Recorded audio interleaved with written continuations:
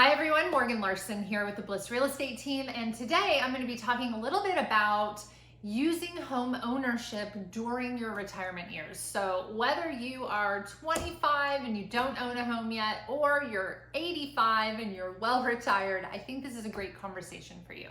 I think the common view is to say, hey, I have owned a home for 5, 10, 15, 50 years, and I have X amount of dollars as my equity, and I'd love to be able to use it. And truthfully, I'm right there with you. Here's how most people try to use the equity. They either take out a home equity line of credit, otherwise known as a HELOC.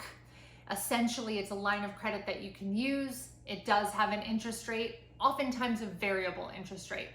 Or people will do a reverse mortgage because they would like to make some income on their home, using their home's value. And so what they do is they take either a lump sum or a monthly chunk every month, and they pay themselves from the equity of their home.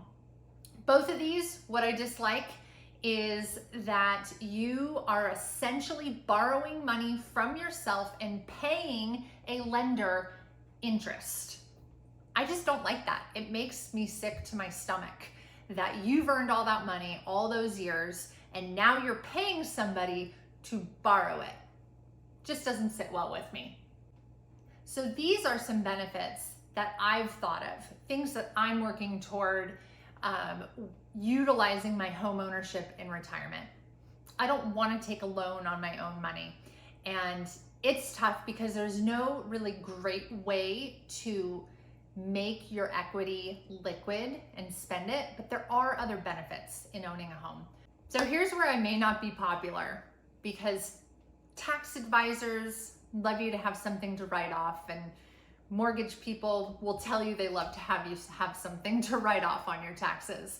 But my belief is that the number one goal of buying a home is to actually pay off the home and truly own your home. I have many reasons for this.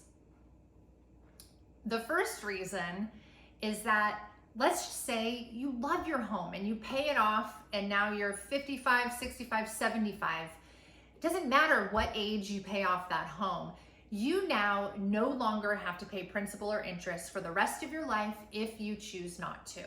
That absolutely lowers the largest expense on any person's list. Your living expenses go from, I'm just gonna round it off here, $2,000 to $4,000 a month, down to very little for your taxes and utilities.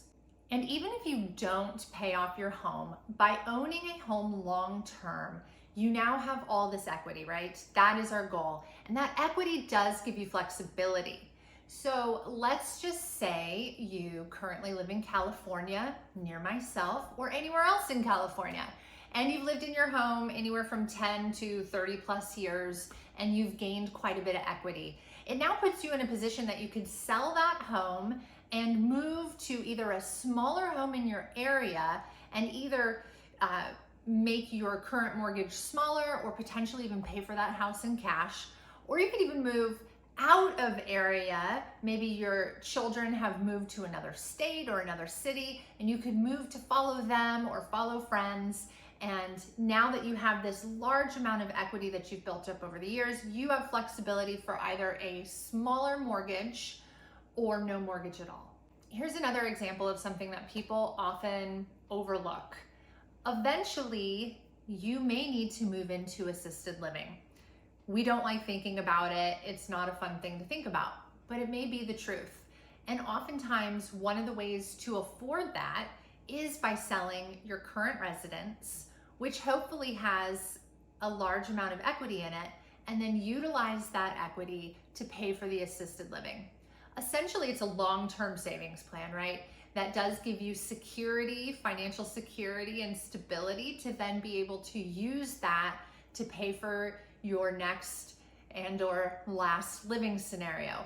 But assisted living is very expensive. So one of the easiest ways to save for that is using your personal residence. Of course, there's other insurance opportunities or your investments, but this is one way to ensure that you have the funds to do that. The last thing to consider, of course, is aging in place and owning your current home until the end and having the largest amount of equity that you will possibly have, and using that as generational wealth.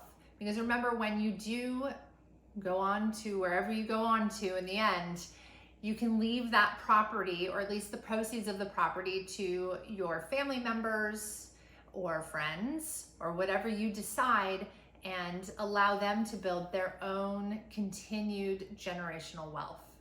All right, I know many of you guys are probably thinking, this is silly. We just want to move up into a new, bigger, better home every 5 years. And that's great. And I have no qualms against doing whatever you want to do in your lifetime. I just think it's something to consider, that with home ownership does come the privilege of building up this massive amount of equity. And though it may be difficult to enjoy that equity in a liquid form without paying interest, there are several other benefits. So keep those in mind when you're looking to buy, or when you're looking to retire, or even as you've been retired for several years. So I hope this was super helpful, maybe a little bit enlightening, maybe it got you to think in a way you haven't thought before. If you have any questions, comments, or concerns, please reply to the email or give me a call. I would love to hear from you. So take care, see you next time.